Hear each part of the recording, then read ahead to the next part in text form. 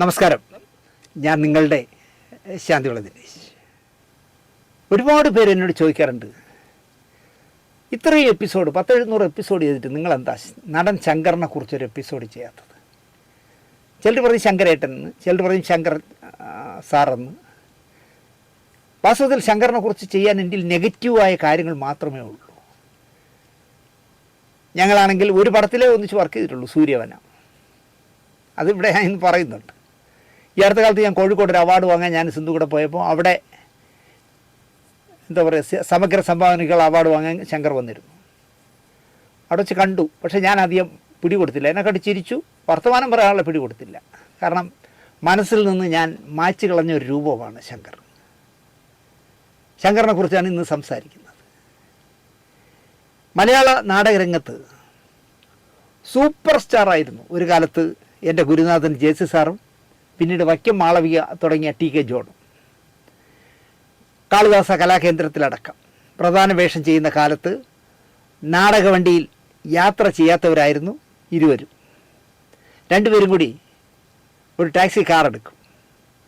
കാണുന്ന ഷോപ്പുകളിലൊക്കെ കയറി ഇറങ്ങി നാടകം കളിക്കുന്നിടത്ത് എത്തുമ്പോൾ നേരത്തെ വന്ന നാടകവണ്ടിയിൽ ഇവരെ കാണാത്തതിൻ്റെ നിരാശയിൽ നിൽക്കുന്ന കാണികൾ ഇരുവരെയും തോളിലേറ്റി സ്റ്റേജിലെത്തിക്കുമായിരുന്നു. അത്രയ്ക്ക് ഇഷ്ടമായിരുന്നു ജെ.സി. സാറിനെ.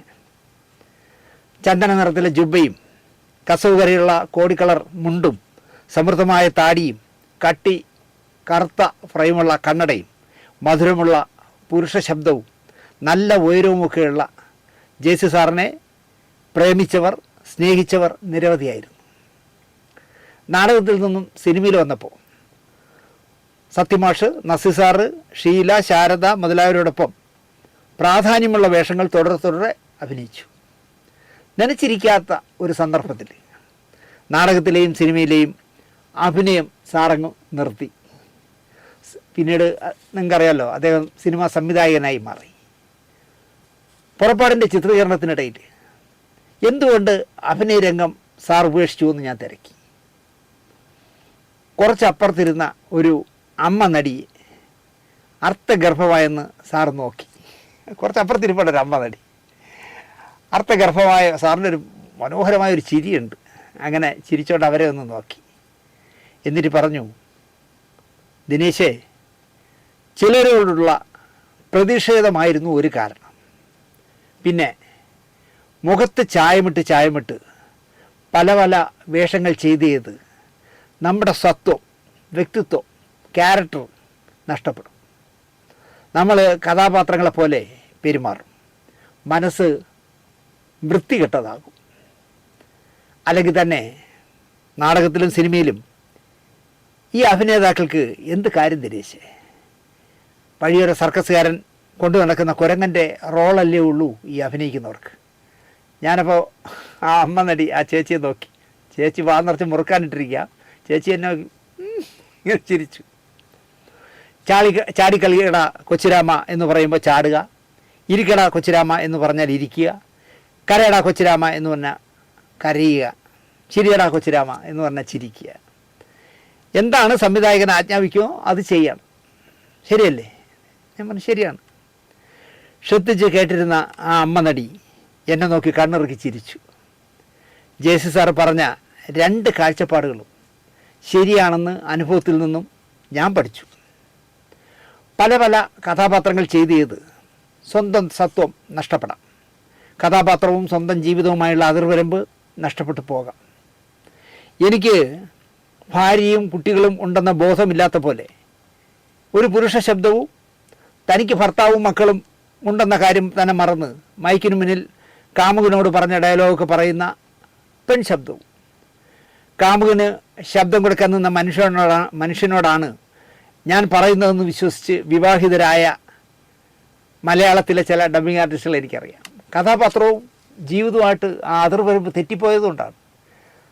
ഇപ്പോൾ ശങ്കറിന് ശബ്ദം കൊടുത്തുകൊണ്ടിരിക്കുന്ന പുരുഷനും മേനയ്ക്ക് ശബ്ദം കൊടുത്തുകൊണ്ടിരിക്കുന്ന സ്ത്രീയും കൂടി ദിവസവും രാവിലെ തൊട്ട് വൈകുന്നേരം വരെ പ്രേമിക്കുന്ന, പ്രണയിക്കുന്ന, പ്രണയവിരഹത്തിൻ്റെ കാര്യങ്ങൾ ഒക്കെ പറഞ്ഞുകൊണ്ടിരുന്നാൽ എവിടെയോ വെച്ച് ഇവർ തമ്മിൽ മനസ്സുകൊണ്ട് അടുക്കും. അങ്ങനെ എനിക്ക് ഭാര്യയുണ്ടെന്നും അവൾക്ക് ഭർത്താവുണ്ടെന്നുള്ള ഓർമ്മയില്ലാതെ വിവാഹിതരായി ആ വിവാഹം ദയനീയ പരാജയമായ ഒരുപാട് കഥകൾ എനിക്കറിയാം.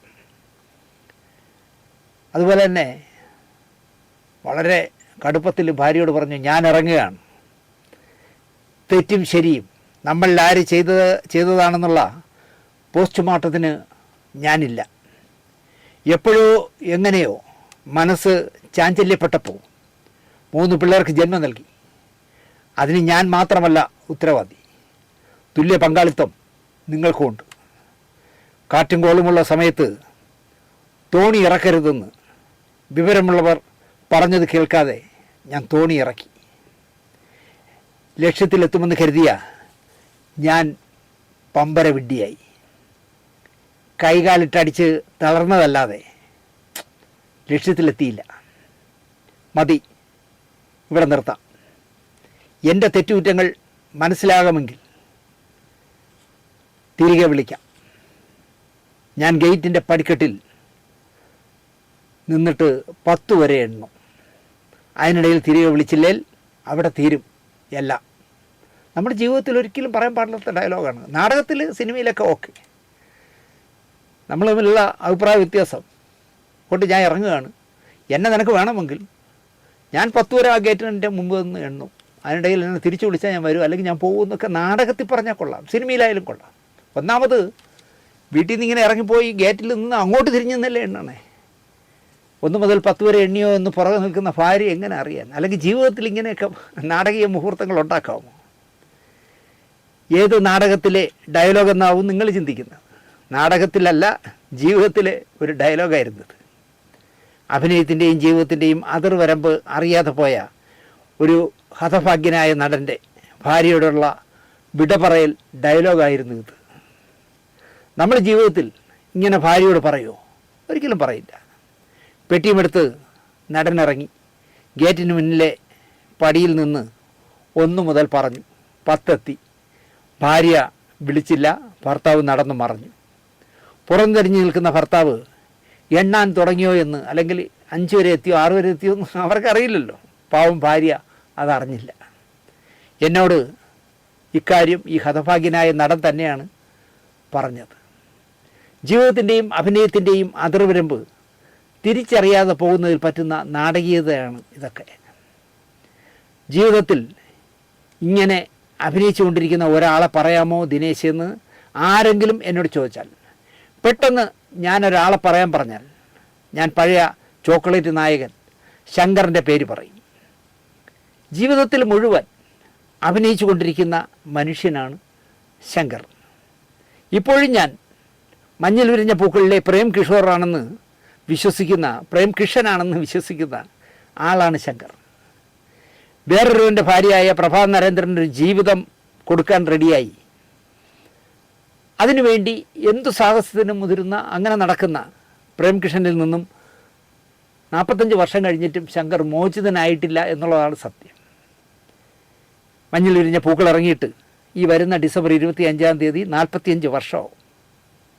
കൂടെ അഭിനയിച്ച പൂർണിമ ജയറാം, പൂർണിമ ഭാഗ്യരാജ് ആയതോ, വലിയൊരു പയ്യൻ്റെ അമ്മയായതോ ശങ്കർ ഓർക്കുന്നതായി എനിക്ക് തോന്നുന്നില്ല. മഞ്ഞിൽ വിരിഞ്ഞ പൂക്കളിലെ തെമ്മാടിയായ നരേന്ദ്രനിൽ നിന്ന് മോഹൻലാൽ എന്ന പുതുമുഖം 45 വർഷം പിന്നിടുമ്പോൾ ഇന്ത്യൻ സിനിമാക്കാർക്ക് ലഭിക്കാവുന്ന ഏറ്റവും വലിയ പുരസ്കാരം ദാദാസാഹിബ് ഫാൽക്കെ അടക്കം, അല്ലെങ്കിൽ ആ പതക്കമടക്കം വാങ്ങിയിരിക്കുന്നു. ഡോക്ടറേറ്റുകളും കേണൽ പദവിയും പത്മശ്രീയും പത്മഭൂഷണും ഒക്കെ വാങ്ങി. മലയാള സിനിമയിൽ മറ്റൊരു നടനും എത്തിപ്പിടിക്കാനാവാത്തത്ര ഉയരത്തിലും ജനപ്രീതിയിലും വിലസുന്നു മോഹൻലാൽ. അപ്പോഴും മീശമേൽ വിരലരച്ച് പ്രഭേ എന്ന സ്ത്രൈണ ശബ്ദത്തിൽ വിളിച്ച ആ ഇടത്ത് തന്നെ, ആ പോയിന്റിൽ തന്നെ ശങ്കർ നിൽക്കുന്നു. തലമുടി കുറച്ച് പൊഴിഞ്ഞു പോയില്ലായിരുന്നെങ്കിൽ ഈ 45-ാമത്തെ വർഷത്തിൽ പ്രേം കിഷനായി തന്നെ നമുക്ക് ശങ്കറിനെ കാണാനാകും. ബോൺസായി ചെടികളെ പോലെ അന്ന് കണ്ടതുപോലെ ഇന്നും നിൽക്കുന്നു. ഒരു വളർച്ചയില്ല. വളർച്ച മുരടിച്ച ഒരു നടനെ പറയാൻ പറഞ്ഞാലും ഞാൻ ശങ്കറിൻ്റെ പേരെ പറയും. ആകെ ചെയ്ത ഒരു കാര്യം, 3 വിവാഹം എന്തോ കഴിച്ചു. ഏതൊക്കെയോ തല്ലുപൊളി സിനിമകൾ സംവിധാനം ചെയ്തു. ഒരു ദിവസം അര ദിവസമൊക്കെ ഓടിയ ഏതൊക്കെ സിനിമകൾ. ഒരു നടനെന്ന നിലയിൽ പ്രേം കിഷന് അപ്പുറം ഒരിഞ്ച് ശങ്കർ ഉയർന്നിട്ടില്ല. മലയാള സിനിമ ഉണ്ടായ കാലം മുതൽ ഇവിടെ ചുമ്മാ ചോക്ലേറ്റ് നടന്മാരുണ്ടായിട്ടുണ്ട് ഒരുപാട് പേര്. അതിപ്പോൾ ടി കെ ബാലചന്ദ്രനായാലും പ്രേം നവാസ് ആയാലും സുധീർ ആയാലും ജോസ് ആയാലും റഹ്മാൻ ആയാലും രവികുമാർ ആയാലും കൃഷ്ണേന്ദ്രനായാലും ഷഫീഖ് ആയാലും ഇങ്ങനെ കുറേ പേര് ഈ കാറ്റഗറിയിൽ, ഈ ചോക്ലേറ്റ് നായകന്മാരുടെ കാറ്റഗറിയിലുണ്ടായിരുന്നു. പാടാനും ഡാൻസ് കളിക്കാനും പ്രേമിക്കാനും മാത്രം ജന്മമെടുത്തവർ. ഇവരിലെ റഹ്മാൻ മാത്രം ചില സന്ദർഭങ്ങളിൽ ആ ഇമേജിൽ നിന്ന് ചാടിപ്പോയിട്ടുണ്ട്. ആ ജനിസിൽ ശങ്കർ വന്നിടത്ത് തന്നെ നിൽക്കുന്നവനായത് ഇക്കാരണത്താലാണ്. ഈ അഭിനയം എന്ന് പറഞ്ഞാൽ നമ്മൾ ചുമ്മാ ക്യാമറയുടെ മുമ്പിൽ നിന്ന് ഡയലോഗ് പറഞ്ഞാൽ പോരല്ലോ, മുഖത്തെന്തെങ്കിലുമൊക്കെ വരണ്ടേ. അതൊട്ടുമില്ലാത്ത നടന്മാരിൽ ഒരാളാണ് ശങ്കർ എന്ന് ഞാൻ പറയും. എനിക്ക് അയാളോടുള്ള വിരോധം കൊണ്ടൊന്നും അല്ല ഞാൻ ഈ പറയുന്നത്. മോഹൻലാൽ ചുമ്മാ തല്ലുകൊള്ളി വേഷങ്ങൾ ചെയ്യുമ്പോൾ നായകനായി വിലസിയ ശങ്കർ വീണുപോയത് ഈ പറഞ്ഞ ഡാൽഡ വേഷങ്ങൾ കൊണ്ടാണ് എന്ന് ഞാൻ പറയും. കാമ്പുള്ളതല്ല ഒന്നും. ഒരു ഉദാഹരണം പെട്ടെന്ന് പറയാം. വേണു നാഗവള്ളി ആദ്യമായി സംവിധായകനായ സുഗമോ ദേവി എന്ന് പറഞ്ഞ ചിത്രം കാണാത്ത മലയാളി ഉണ്ടാവില്ല. ഈ ചിത്രം നന്ദൻ്റെയും ദേവിയുടെയും പ്രണയകഥയാണ്. നന്ദൻ ശങ്കറും ദേവി വന്നിട്ട് ഉർവശിയുമാണല്ലോ. അടിച്ചു പൊളിച്ച് നടക്കുന്ന സണ്ണി നന്ദൻ്റെ സുഹൃത്ത് മാത്രമാണ്. അവൻ താര എന്ന് പറഞ്ഞ കൂട്ടുകാരിയുമായിട്ട് ബൈക്കിൽ സുഖിച്ച് പാഞ്ഞ് നടക്കുന്ന യുവത്വത്തിൻ്റെ പ്രതീകമായിരുന്നു. കൂടെ വിനോദ് എന്ന് പറഞ്ഞൊരു കൂതറ സഹപാഠിയോടൊപ്പം കുസൃതികൾ ഒപ്പിക്കുന്ന സണ്ണി. ഒടുവിൽ അദ്ദേഹം ഒരു ദുരന്ത നായകനായി മാറി. ഈ വിനോദ് നിങ്ങൾക്കറിയാമല്ലോ, ജഗദീഷ് ശിവകുമാറാണ്. സുഗമോ ദേവി ഒരു തവണയെങ്കിലും കണ്ടിട്ടുള്ളവർ ആരെ മറന്നാലും സണ്ണിയെ മറക്കാൻ വഴിയില്ല. മോഹൻലാൽ നായകനെ വിസ്മൃതിയിലാക്കി കയ്യടി വാങ്ങിപ്പോയ സിനിമയായി സുഗമോ ദേവി. ശരിയല്ലേ? ഇപ്പോൾ ക്യാരക്ടർ അങ്ങോട്ടും ഇങ്ങോട്ടും മാറ്റിയിട്ടെ നന്ദൻ്റെ വേഷം മോഹൻലാലിന് കൊടുത്താലും ഈ പറയുന്ന സണ്ണിയുടെ വേഷം ശങ്കറിന് കൊടുത്താൽ ആ സണ്ണിയുടെ വേഷം ദയനീയ പരാജയമായിരിക്കും. ശങ്കർ എന്ന അഭിനേതാവിൻ്റെ പതനത്തിന് സുഗമോ ദേവിക്കപ്പുറം ഒരു ഉദാഹരണം വേണ്ട എന്നാണ് ഞാൻ കാണാറ്. എന്നാൽ ശങ്കറിനെ ഇഷ്ടപ്പെടുന്ന ഒരു ചെറിയ വിഭാഗം ഇപ്പോഴും ഉണ്ട് എന്നത് യാഥാർത്ഥ്യമാണ്. ശങ്കരേട്ടൻ്റെ ഒരു സ്റ്റോറി ചെയ്യൂ, ശങ്കരേട്ടൻ്റെ ഒരു എപ്പിസോഡ് ചെയ്യൂ എന്ന് എന്നോട് പറയാത്തവരില്ല. ശങ്കറിനെ പറ്റി ഒന്നും പറയണ്ട എന്ന് ഉറപ്പിച്ചവനാണ് ഞാൻ. ശങ്കർ ഒരു നാട്ടിൻ പുറത്തുകാരൻ്റെ നൈർമല്യവും ശരാശരി ഒരു പാവത്താനും ആയിരിക്കും എന്ന് ധരിച്ച ഇൻ്റർനാഷണൽ മടയനാണ് ഞാനെന്ന് ഒളിച്ചു വയ്ക്കുന്നില്ല. ഞാനങ്ങനെ കരുതിയ. ഞാൻ വേണുചേട്ടനെ കണ്ടതുപോലെ ഞാൻ വേണുചേട്ടന് കത്തെഴുതിയപ്പോൾ അതിലെഴുതിയല്ലോ, നിങ്ങൾ ഉൾക്കടലിലെ രാഹുലാണെന്നാണ് ഞാൻ കരുതിയത് എന്ന് പറഞ്ഞ ഒരു കത്തെഴുതിയ മുമ്പ് ഒരു കഥയിൽ പറഞ്ഞല്ലോ. അതുപോലെയാണ് ശങ്കരനെ കണ്ടപ്പോൾ ഞാൻ കരുതിയത് ഗ്രാമത്തിൻ്റെ നൈർമല്യമൊക്കെ ഉള്ള ഒരു ശരാശരി ഒരു പാവത്താനായ ചെറുപ്പക്കാരൻ എന്നാണ് കരുതി. പരിചയപ്പെട്ടപ്പോൾ അല്ലെങ്കിൽ അനുഭവത്തിൽ നിന്നാണ് എനിക്ക് മനസ്സിലായത് ഞാനൊരു മടയനായിരുന്നു എന്ന്. ചിലർ ചെയ്ത് വിജയിപ്പിക്കുന്ന കഥാപാത്രം പോലെയായിരിക്കും അവരുടെ സ്വകാര്യ ജീവിതത്തിലുമെന്ന് നമ്മൾ വിശ്വസിക്കും. റിസൾട്ട് പക്ഷേ നേരെ വിപരീതമായിരിക്കും. അതിന് ഏറ്റവും നല്ല ഉദാഹരണമാണ് എൻ്റെ അനുഭവത്തിൽ ശങ്കർ എന്ന ശങ്കർ പണിക്കർ. നന്ദി, നമസ്കാരം.